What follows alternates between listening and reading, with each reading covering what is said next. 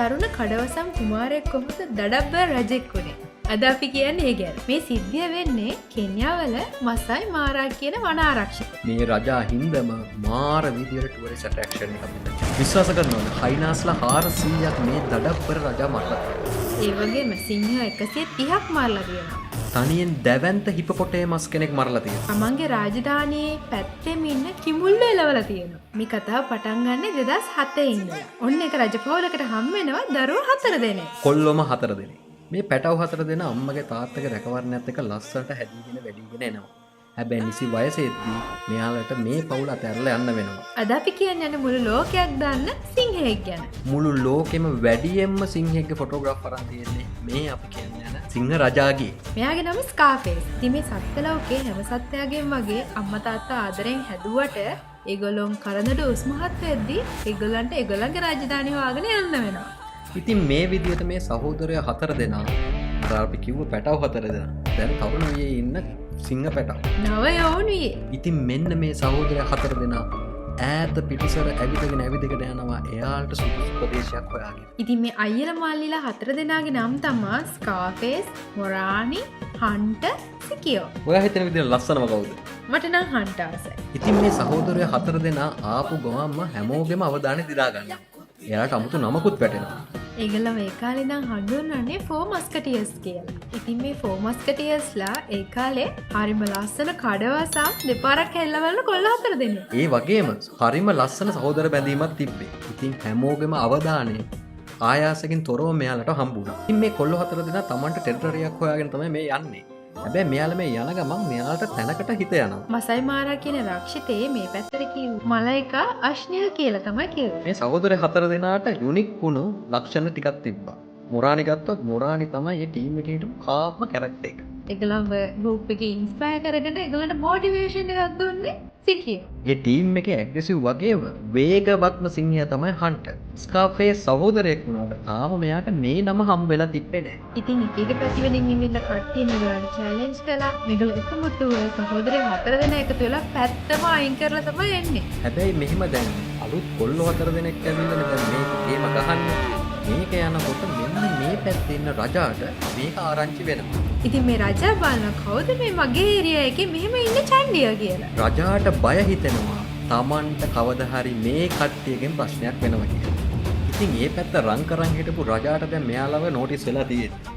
Notice වුණාම වෙන දේ දන්නවනේ. කොහොමද චැලෙන්ජ් කරන එක කරනවා. රජා එකපාරට මේක කරන්න ගියේ නෑ. මොකද මේ සහෝදරය හැමදෙනාම අර කිව්වා වගේ හරි අමුතු විදියට තමයි චැලෙන්ජ් බාරගත්තේ. එයාලට ප්‍රතිවාදී කාවට පස්සේ එයාලා නිකම්ම ගහගන්න යන්නේ නෑ.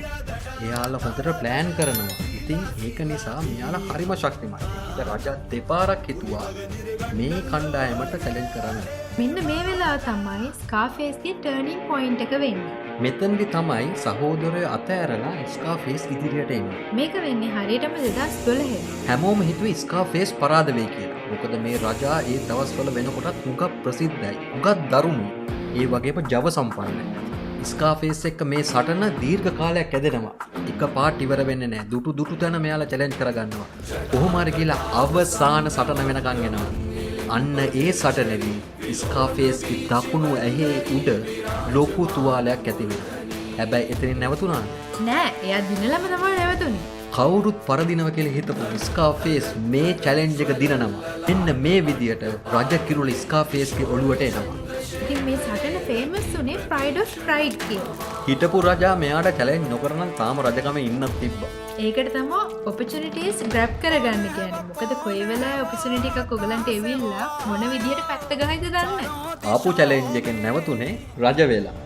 ස්කාෆේස්ගේ විශේෂත්ව ගොඩක් තියෙනවා. ඔයාලා ඕන තරම් වීඩියෝ දැකලා ඇති. හයිනාස්ලා තමයි සිංහයෝ වුණත් මරන්නේ. මොකද හයිනාස්ලා යන්නේ ගෲප් පිටින්. කණ්ඩායමේ 50ක් විතර ඉන්නවා. එයාලා වට කළ ප්‍රතිවාදීව මහන්සි කරලා තමයි එයාලගේ දඩේම ගන්නෙ. හැබැයි මේ ස්කාෆේස් ඒ වගේ 400 දෙනෙක් එයාගේ ජීවිත කාලේ මරලා තියෙනවා. ඒගොල්ලෝ රාජධානී ගොඩනගා ගන්න සිංහය 130ක් මරලා තියෙනවා. විශ්වාස කරන්න ස්කාෆේස් තනියම හිපොපොටේමස් කෙනෙක් මරලා තියෙනවා. මෙන්න මේ වගේ සිද්ධිහින්ද ස්කාෆේස්ගේ ජනප්‍රියතාවය තවත් වැඩි වෙනවා. ඉතින් මේ ස්කාෆේස්ගේ පොඩි පැටියෙක් කාලා තියෙනවා කිමුලෙක්. එන්නේ ඒකින්ද ඒ පැත්තෙම ඉන්න කිමුල්ලු මේ ස්කාෆේස් එලවලා තියෙනවා. කොච්චර චණ්ඩියෙක් වෙන්න ඕනද? සාමාන්‍යයෙන් සිංහයෝ වතුරේ සෙල්ලම් දාන්න යන්නේ විශේෂයෙන් ගඟවල් වල ඒ වගේ. මොකද හුඟා කිඹුල් වගේ සත්තු ඉන්නේ. හැබැයි මේ ස්කාෆේස් කිසිම බයක් සැකක් නැතුව මේ මසයි මාරා වල තියෙන මාරා ගඟ තරණය කරනවා. ඒක නිකන් නෙමෙයි. එයාට හිතුණු වෙලාවට එයා ගඟෙන් එහා පැත්තට යනවා මෙහා පැත්තට යනවා. හරියට අපි කඩේ යනවා වගේ. ඉන්ද රජ කෙනෙක්ට දෙන පොලිටි එක හින්දා මෙයා තව ජනප්‍රිය වෙනවා. හරිස්ට ඇති කෙනෙක්වා මේ කවුද මේ නමගිය රජා කියලා බලන්න. ඔන්න ඔහොමයි අපි හැමෝම ස්කාෆේස් ගැන දැනගන්න. මෙයා නම් නියම රජෙක්ම තමයි. මෙයාට අග මෙහෙස හිටිය 9 දෙනෙක්. ඒ 9 දෙනාටම මෙයා හොඳින් සලකලා තියෙනවා. ඒ වගේම මෙයාගේ කප්ස්කට, මෙයාගේ පැටවුන්ටත් මෙයා හුඟක් ආදරෙන් ඉඳලා තියෙනවා. ඒක හින්දම වෙන්නේ නැති කිඹුල තාපු පළිය ගන්න මුළු පළාතෙම කිඹුල්ලු එලවලා දානවා. මෙයා රජ වුණාට මෙයාගේ සහෝදරයා මතක් කරන්නේ. සහෝදරයත් එක්කම තමයි මේ රජකම කරගෙන යන්නේ. මේ අතරේ චැලෙන්ජ් ආවේ නැතුව නෙමෙයි. චැලෙන්ජ් කරපු කට්ටියට මේ සහෝදරයෝ 4 දෙනා එක මුතුව අර මුලින් කලින් කරපු විදියටම මෙයාලේ චැලෙන්ජස් ගාන්ට දිනලා තියෙනවා. හැබැයි 2019 මේගොල්ලන්ට චැලෙන්ජ් එකක් එනවා. මේගොල්ලන්ගේ ජීවිත කඩේ. මේ සහෝදර 4 දෙනා පරණ පුරුද්දට චැලෙන්ජස් බාර අරගෙන එක මුතුව මේ සටනට සහභාගී වෙනවා. හැබැයි මේකෙදි තමයි හන්ටර් කියන තමන්ගේ සහෝදරයා ස්කාෆේස්ට නැති වෙන්නේ. ඉතින් ඔය හන්ට නැති වෙලා කාලයක් යනවත් එක්කම මේ සහෝදරවරු ටිකින් ටික ඈත් වෙනවා. මම හිතන්නේ ඒකට හන්ටර් නැතිවීම හේතුවක් වෙන්නේ නැති. සමහර විට සාමාන්‍ය සිංහෙක්ට ජීවත් වෙන්න පුළුවන් අවුරුදු ගාණක්. හැබැයි ඒගොල්ලෝ රාජ්‍යකමට මෙහෙම රණ්ඩු වලට ගිහිල්ලා ටෙරිටොරිස් අල්ලගන්න ගිහිල්ලා ඒගොල්ලන්ට වැඩි කාලයක් ඉන්න හම්බෙන්නේ නැහැ. ඉතින් මේකේ විශේෂත්වය කියන්නේ මේ ස්කාෆේස් මෙච්චර දරුණු සටන් වලට ගිහිල්ලා අවුරුදු 14ක් ඉන්න පුළුවන් වෙනවා. ඒක හරිම විශේෂ දෙයක්. එකක් තමයි ස්කාෆේස් වයසට යනකොට එයා දැනගන්න එයාට චැලෙන්ජ් කරන්න යන්න බෑ. එක එක සද්ද දාන්න යන්න බෑ. පාඩු ඉන්නවා කියලා ඉන්නවා. විශේෂත්වය තමයි ඒ වෙනකොටත් වෙන කිංස්ලා පත් වෙනවා මේ පළාතට. ඒ කියන්නේ වෙන සිංහයෝ ඇවිල්ලා ඉන්න. හැබැයි මෙයාට චැලෙන්ජ් කරන්න, මෙයා මරන්න, මෙයාට හානි කරන්න යන්නේ නැහැ.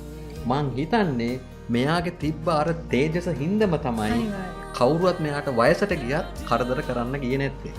අපිට මේ කතාව හොයාගෙන යද්දි හම්බුණා මෙන්න මේ කාලේදී ස්කාෆේස්ගේ අර ගොදුරු හොයාගත්ත කට්ටිය ඒ ගොදුරු කාලා අයින් කරලා මෙයාට වෙනම කොටසක් ඉතුරු කරලා යනවලු.